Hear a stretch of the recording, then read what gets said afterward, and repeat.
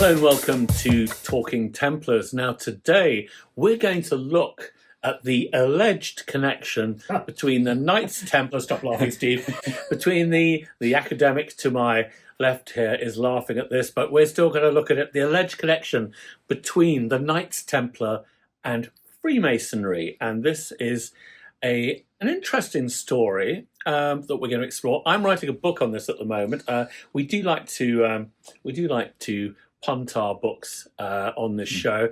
But this book isn't out yet, but it will be next year. So look out for that. But before we get going, I'm Tony McMahon. I'm a TV historian, and you are. I'm Dr. Steve Scoffer Tibble, and I'm an academic working in the field of crusading studies. So I have particular views and interests with the subject today. So before let's launch in. The thing is, this may come as a surprise to many of you, but there are actually thousands of people around the world today who regard themselves as Knights Templar. But there are different kinds of organizations. So, for example, we have, I'm not going to go into all of this because we can do it another time, but there is something called the Neo-Templar movement, which was set up by a Frenchman called Bernard Palaprat in the 19th century. And they are non-Masonic, non-Catholic, and they have their own thing going on. Lots of organizations that have split from each other, very fractious, and so on. Then we have Roman Catholic Templars, I kid you not, who... I thought they were all Catholics, Tony. And it's sort of the point, isn't it? As a papal order. Well, we'll kind of get to... you might be... Well, anyway, it's very complicated. Call me old-fashioned, but, that's kind of sine qua non, isn't it? You'd think it was sine qua non, but it's a non to that. So you have Roman Catholic Templars, some of whom have a kind of recognition from the Vatican, and they're doing their thing. But the largest contingent of people who call themselves Templars today are Freemasons. They are Masonic Templars who have, within Freemasonry, attained a degree, what's called the Templar degree, although there are different kinds of Templar degrees, different kinds of knighthood, and so on. So why do Freemasons, in their kind of ideology, their theology, claim to be connected to the Knights Templar? Well, first of all, before I get into it, because I have been researching this at considerable length. More than you want to, I'm sure. Well, I don't know. I've got I get sucked into these things. And now, Steve, Yes. You're horrified that I get sucked into these things, aren't you? Well, I know, girls got to eat. And actually, I do understand the fun side of it. I can't view it as a kind of serious task, but I do understand. I do love a good story. Well, let me give you this story then. So basically, in the early 18th century, what we know today as Freemasonry kind of emerges into the light. Now, when did the first Freemasons start? That's a subject, of itself, of its own. But basically, Freemasons say, and I'm going to really summarize, that originally you had stonemasons, medieval stonemasons making things like cathedrals and bridges and castles, organized into guilds, into secretive guilds that had their own rituals, that were kind of trade unions that protected their rights and obligations to each other. But over time, especially in the 17th century, you get these gentlemen who start joining these Masonic organizations. They call these people speculative Freemasons as opposed to operative Freemasons. Wow. Because speculative, these are lawyers, doctors, journalists, and so on, who want to become part of Freemasonry. Why? Because there's just basically a huge craze for secret societies in the kind of late 17th, 18th century. Everybody wants to be an odd fellow or in the Hellfire Club or, I'm trying to think of all the other secret societies. Well, they're all odd fellows, I think. Tony, what does operative, what does the word operative mean in that context? So an operative Freemason, these were the original Freemasons, if you want. Operative Freemasons were stonemasons who worked with their hands. And the idea basically is that the kind of ratio of operative to speculative, basically operative goes down, down, down, down, down. And by the time you get to the 18th century, most Freemasons actually have nothing to do with stonemasonry, but they've inherited. So, for example, they still use symbols of stonemasonry. And the key thing that happens is that Freemasons, really in the early part of the 18th century, they begin to develop a kind of an origin story. And a lot of these people, early Freemasons, are actually men of the church, and they are journalists as well and authors. And they develop this very elaborate story that Freemasonry goes right back to ancient Egypt, ancient Rome, ancient Greece. And they obviously then tie it all back to the temple in Jerusalem. They develop a story about the architect of the temple, Hiram Abif, who is the first, if you want, master mason, which is a grade within Freemasonry. He is killed by 3 junior masons because he won't give them the secrets of being a master mason. And then basically there are secrets, if you want, that Hiram Abif knows, that the early Freemasons know, operative masons as they are, which then gets passed down to the stonemasons, which then gets passed to the Knights Templar. You're going to ask me, Steve, Wow. how do the Knights Templar end up having chats with stonemasons? Yeah, exactly. And I do get it a bit, as in the Templars were amongst the leading military architects on the planet in their day. I mean, they did fantastic work, but I don't think the brothers were, wielding a chisel themselves. They were very much employers rather than practitioners. I mean, also, Tony, can I just ask you about Catholicism? So you mentioned earlier that some men of the church were involved, and maybe those are the Catholic Church. But I was always brought up to understand that that all Templars were Catholic. Obviously, their boss was the Pope, but that Freemasons, Catholics, weren't allowed to join Freemasonry. So how do people logically square the fact that every Templar is a Catholic and every Freemason is a non-Catholic, and yet the Templars are the originators of Freemasonry? Steve, you're going to have to take a very deep breath now. Let me just explain, because believe me, to get my own head around it. I'm not a Freemason, by the way, so I had to immerse myself in this. But this is the answer to your very important question. Good. Right, here we go. So basically, if you remember from your 17th century English history, you have essentially what's a Scottish dynasty ruling England and Scotland, the Stuarts, who take over after the Tudors. Elizabeth I dies childless. James I, who is the 6th of Scotland, James VI of Scotland, comes down, becomes James I of England, unites England and Scotland. And the Stuarts are viewed as being a bit dodgy on the question of the Protestant faith, which they are supposed to be defending, the faith that the Tudors have brought into England. And we then get Charles II, who has a deathbed conversion to Catholicism. James II, his brother, who becomes king, who is openly Catholic, who is then overthrown, who's deposed by the Protestant Parliament, who bring in William III, William of Orange. Keep up, everybody out there. They bring in William of Orange from the Netherlands to become the King of England and kick out James II because he is a Catholic and they don't want a Catholic on the throne. England must never be Catholic again. So what happens is that James goes to France, and James takes all his Scottish followers and Irish followers, a lot of whom are Catholics, and they're referred to as the Jacobites because the Latin for James is Jacobus. So the Jacobites hang out in Paris, plotting to overthrow the monarchy that's now taken over in England and Scotland, which is initially Dutch with William of Orange, but then is German when the Protestant Parliament bring in the princes of Hanover to become the new kings of England, new kings of Britain. All beginning to make sense now. It's all beginning now. Now, basically, at the same time that this is all happening, Freemasonry is emerging. And what you get is Protestant English, pro-Hanoverian Freemasons who say, yes, we are part of this strange brotherhood, the Freemasons, but we believe in King George of England, we believe in the Protestant faith, but we also believe that we're descended from ancient Egypt and ancient Greece and so on.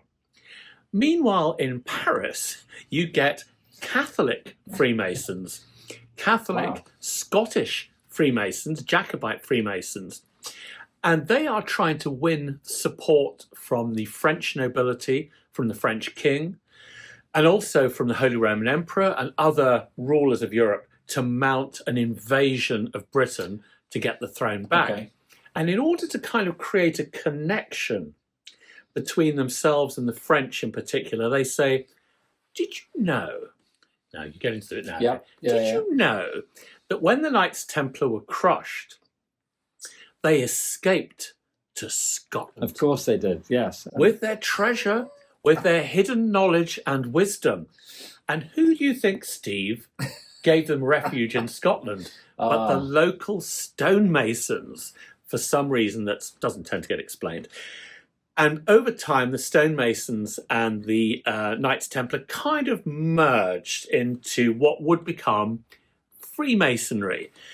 Now, so you have these Scottish Freemasons, the descendants of whom just happen to be the Jacobites now living in Paris. And so they say, we are the keepers of this wisdom, and if you wish to know it, join us, etc.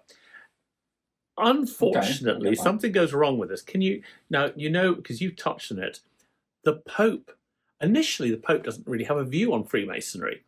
And these Jacobite Freemasons, one of them called Chevalier Ramsay, he writes this speech. Great name. Actually, you can't beat it, can you? Really Chevalier, he adopted the title. But he writes a speech saying, yes, we Freemasons are descended from these Crusaders. He doesn't actually say the Templars. He actually goes for the Hospitallers. But eventually it becomes, because the Templars are more exciting, they decide we'll go with the Templars, not the Hospitallers. Right. He submits this speech to the Catholic a Catholic cardinal, actually, Cardinal Fleury, and says, are you happy with me making the speech? And the cardinal goes bonkers. He absolutely hates it. It's referred upwards to Rome, and Rome decide, you know what? We crush the Templars, and anything to do with the Templars, we're not sure we want resurrected. And you Freemasons, anyway, with your secret meetings, we don't like that. We don't want our Catholics going to secret meetings where we don't know what you're talking about. You seem to have a pseudo-religion. We just don't like what you look like, what you smell like. And from now on, Catholics can't join. Ever wanted to know more about the history of the Knights Templar, from their origins through to the end, and a few of the conspiracy theories in between?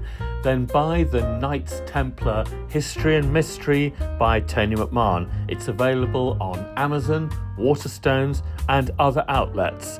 Buy it to get a comprehensive look at the Knights Templar. Right, okay. So actually, Freemasonry has quite a lot of Catholic origination. Is that what has the Catholic origination is Masonic Templarism, right? And even though now this is the bit that's strange. Even though the Catholic Church has now said you can't be a Catholic and a Freemason, the Jacobite Freemasons carry on being Freemasons because it's a way of organising through the lodges, support for their cause, and it just captures the imagination of a lot of French, German, and even Russian aristocrats. There's a big lodge in St. Petersburg, and it's just too good to kind of drop, basically. And they continue to develop stories. So a lot of the stories that you've heard about the Knights Templar, that there was, for example, a commander called Pierre Dormont who escaped with a load of Templars to Scotland and set up a new branch of the this is all invented by Jacobite Templars. Right. All of it. Exactly. They wanted to come back and retake Scotland. So they wanted to come back and to continue this idea that they are the keepers of the kind of Templar heritage, and so it continues really, and for about 50 years, they have quite a bit of success recruiting people until unfortunately, what happens is that within this Jacobite Masonic Templarism, there are these secrets and this hidden knowledge, but it's only known to those who've attained the top grades. Like in many, like in many kind of religions and cults, only the top people know. What happens increasingly over time is that junior Freemasons say, well, we'd like to know. And by the way, who are these unknown superiors and unknown grandmasters you keep referring to, who you say are modern day Templars, who are giving you orders, who are giving you the knowledge, the secret knowledge? And of course, the people, the Master Masons and the Senior Templars cannot respond. The whole thing comes to a head in 1782, something called the Convent of Wilhelmsbad, which is convened by the Duke of Brunswick to resolve everything. Senior Jacobite Masonic Templars are basically confronted. Is there a real Templar connection? Who are these modern day Templars? Wow, okay. And they can't answer. On account of their non-existence, I imagine. Due to their non-existence, the whole thing Good. falls apart. You'll be glad to know, Steve. So, unfortunately, it falls apart into other crazy stuff. Also, at the same time, the Catholic Church actually ramps up its attack on these Masonic Templars. And we've got the French Revolution in 1789, which obviously freaks the Catholic Church out because there's a huge amount of anti-clericalism and so on. And a Jesuit priest who lives in London, French Jesuit priest, Augustin Baruel, writes a very explosive book saying the French Revolution was caused by a conspiracy of, get it, Freemasons, Illuminati, Templars, modern day Templars, and he throws in the Jews as well for good measure. Wow. Okay. And that book, I'm afraid, Kitchen sink at that point. it's the kitchen sink. And of course, this is very toxic and dangerous for these Masonic Templars. And unfortunately, it spawns a conspiracy theory that has persisted really to the present day in kind of, extreme right circles and so on. This idea of a Masonic, Jewish, Marxist, the Marxists were added later on, conspiracy. And so unfortunately, that is one of the poisonous legacies that have come out of this whole episode. But that, in a nutshell, is how it all arose from Catholic Freemasons, Scottish mainly, exiled in France, basically trying to build ideological support and appeal to nobles who were very susceptible to mysticism and so on. Yeah, it is. It is that kind of febrile time, isn't it, leading up to the French Revolution? I mean, something is in the air, and it's, it could go either way. So it could be emotion about magic and so on, or it could be the emotional pull of freedom and independence and justice. And it is funny that they can kind of run in parallel. Interestingly also, Tony, in terms of the lack of evidence that people will accept a good story on its own merits without any evidential background, unless I'm missing something.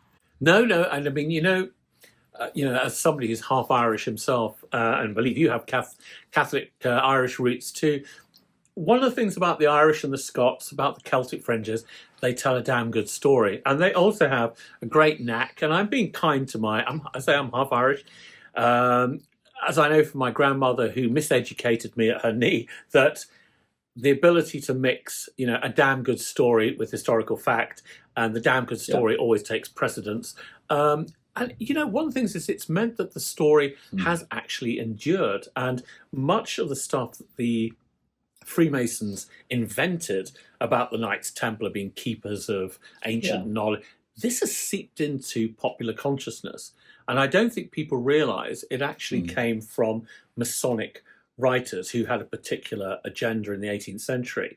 It's worth saying as well, in the United States, of course, Masonic Templarism became massively popular, through the Scottish Rite, York Rite, as it's called. So it hasn't died. Quick Templar ad break here to tell you all about Assassins and Templars. You've played Assassin's Creed, but now meet the real assassins, as Dr. Steve Tibble tells you all about their history and the fights with the Knights Templar. Buy Assassins and Templars today at Amazon, Waterstones, and other outlets. No, I mean, it's really interesting. Really tells you the power of a good story, doesn't it, as well? I mean, and I've heard the stories of rogue Templar armies helping Robert the Bruce at Bannockburn, and, strangely, all the chronicles forgot to mention it, but, they actually tipped the balance for dear Robert. No shred of evidence that I've ever seen, but the persistence of the legend goes to the power of the story, and it's wonderful to see, but it's also slightly scary, isn't it, that someone can twist the truth and make up their own truth through storytelling. I mean, I'm telling you, look at many of these stories about the Templars, the afterlife of the Templars. Investigate it, and you will find that very often it leads back to Masonic sources. So I mentioned Chevalier Ramsay. They've all got great names like Baron von Hunt. Was another one who wrote General. Be careful how you say that. General Melissino is another one. Wow, but there's one. the Baron de Schudi, spelt different ways, but Tschudi, if you want to find it. He invented a lot of stuff about the Templars, and that they were being directed secretly by an organization called the Knighthood of the Morning and Palestine. Of course, this kind of Masonic stuff, where do we find the echo? It leads to all that 1950s stuff about the Priory of Sion that eventually led to Dan Brown. So the Masons really have got a lot to answer for when it comes to how we view the Knights Templar. Wow, fantastic. Just to bring it back to the very basic prosaic level, Tony, what do you feel about drinking clubs?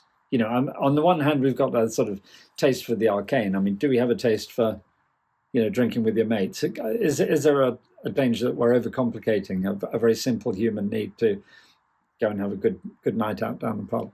I think there was always that socialising element, but actually, in the 18th century, I think, in fairness, there was more. There were political imperatives. I mean, they were socialising, but, these are people who did try to invade Britain, the Jacobites, 4 or 5 times. The last time, 1745, absolutely disastrously.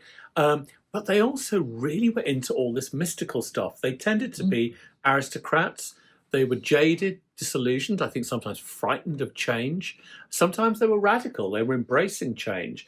But I think we shouldn't underestimate the fact that they really did buy into this mystical stuff. They argued about it vehemently. And also what really surprises me is how voluminously they wrote about it. I mean, their books, you see these 18th century books, they extend to 400 or 500 pages of this stuff. I mean, they really went for it. That is classic revolutionary in exile, isn't it? It was like Marx in the British Library, and what's he going to do? Turning out masses of stuff. I mean, obviously, from Marx's perspective, some of that is very good quality. But you can see these guys, no real power, but hugely frustrated about the way their fortunes have changed. And what are they going to do? They're just going to rewrite history. They're going to write the history they want. And it's worth saying as well that, what they also do is, as it goes along, they co-opt every other. So the Kabbalah, the Illuminati, who are actually a real group, the Bavarian Illuminati. The Bavarian Illuminati, by the way, stage a takeover of Masonic Templary in the 1780s. I mean, you couldn't make it up. One group taking over another group with equally, esoteric and weird views. But they do, and the Rosicrucians and so on and so on. I mean, they all kind of rub shoulders with each other. It is a crazy time, the kind of 18th century. Oh. If you're interested in it, then it's endless fascination. If you're not and you're infuriated, then prepare to be very infuriated, because it is totally bonkers. I mean, Steve, it's not. It's not. I've done most of the talking in this one, but it is a weird story. Yeah, no, I take a strange kind of voyeuristic interest in it. It's more about anthropology to me and psychology rather than history. Really, it's more a question of why would you want to say these things? What emotional upside is there for you in it? Except, and I do understand what you're saying, Tony. There, in terms of radicalism, they often had a much more specific political agenda, and the religious stuff is kind of part of the sort of the backstory to that, I guess. Well, I mean, I think the politics, religion, and so they're all kind of interconnected at this time and layered and so on, with explosive effect.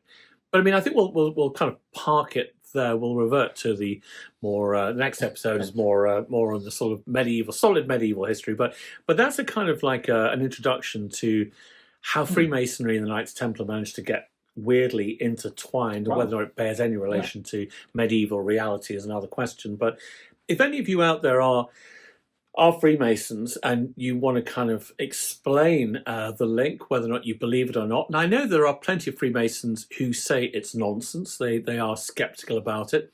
Equally, there are Freemasons who say that there are elements of truth in it and so on, but it's not our intention to mock or deride Freemasonry.